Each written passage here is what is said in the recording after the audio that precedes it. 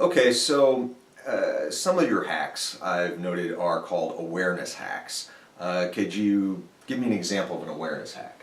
Sure. My favorite awareness hack is called the anchor hack. Okay, and what does the anchor hack mean? Well, That you you know what an attach yourself, anchor is, right? right? Okay, A so heavy object. we psychologically drop anchors. We kind of throw it into the ground as opposed to into the water.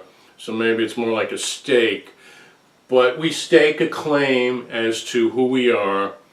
And all throughout life, what do? We're always making comparisons between ourselves and our past, ourselves and our future, ourselves and certain standards, like I want to get a master's degree.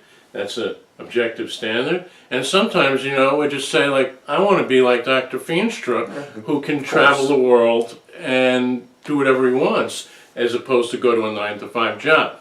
So seriously, though, I just mentioned for you 3 different anchors that people use. Okay, so So it's your self-anchor, and, I used to be a runner. okay, And when I ran, before I got hit by a car and had to be in a wheelchair, I used to run all the time.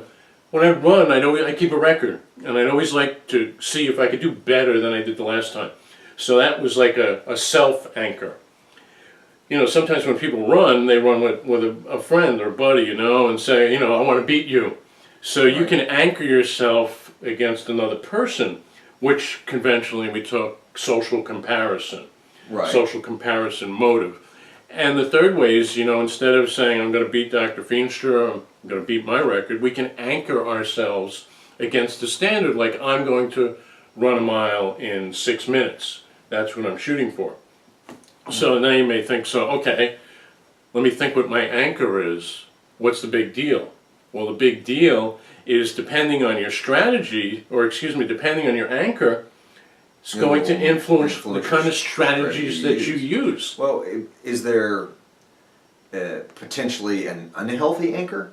Well, that's a really complicated question, and I do answer in the book.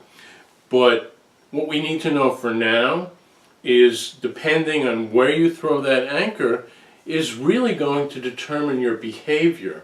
So you would have a different motive, for example, trying to run a 6-minute mile as opposed to running faster than Dr. Feenstra, who may only run a 10-minute mile, but in your mind you're saying, well, beating Dr. Feenstra makes me feel good, but you may be limiting your performance.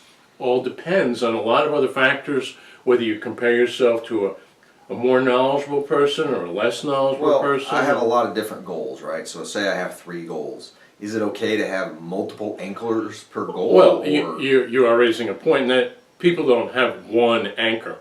It kind of depends on the task, and that kind of relates to some of the other things we talk about in the book, like the myths that you're a motivational type, which it's just completely unsubstantiated by science, because your motives change all the time.